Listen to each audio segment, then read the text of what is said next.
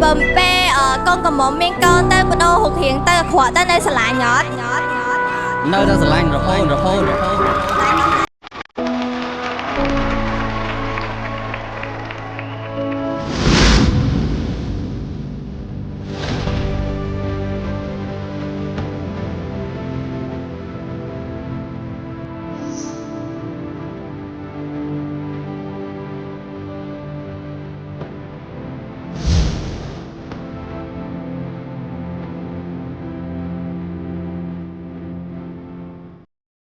trongក្រោយ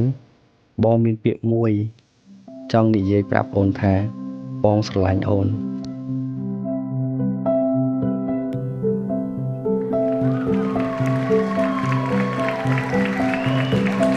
នេះជាសម្ដីពិតរបស់ប្អូនណាប្អូនហ៊ានសច្ចាផ្ដាច់ញាទេ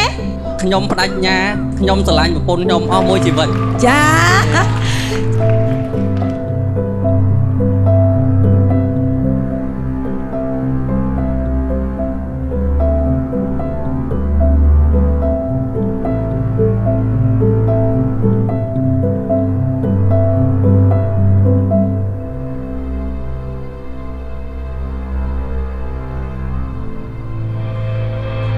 ជាដំបូង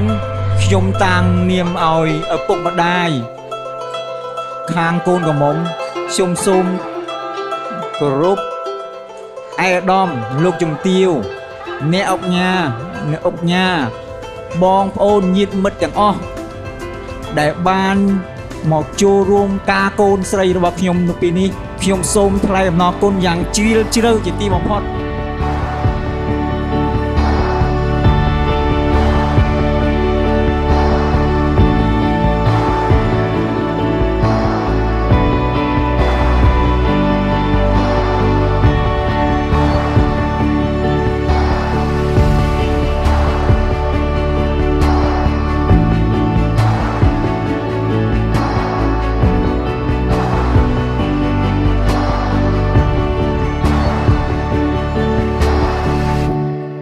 bầm pe con cầm mồm miên con tới bữa đô hụt hiện tới khỏa tới nơi sả nhọt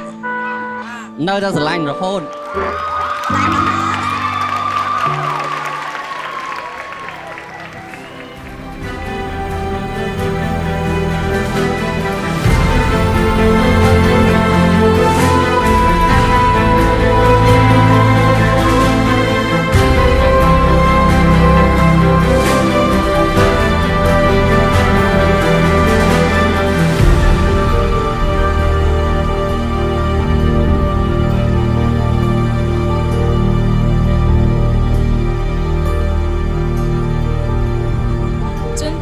បងរកស៊ីមានបានហើយនឹងឆាប់បានបត់ឆាប់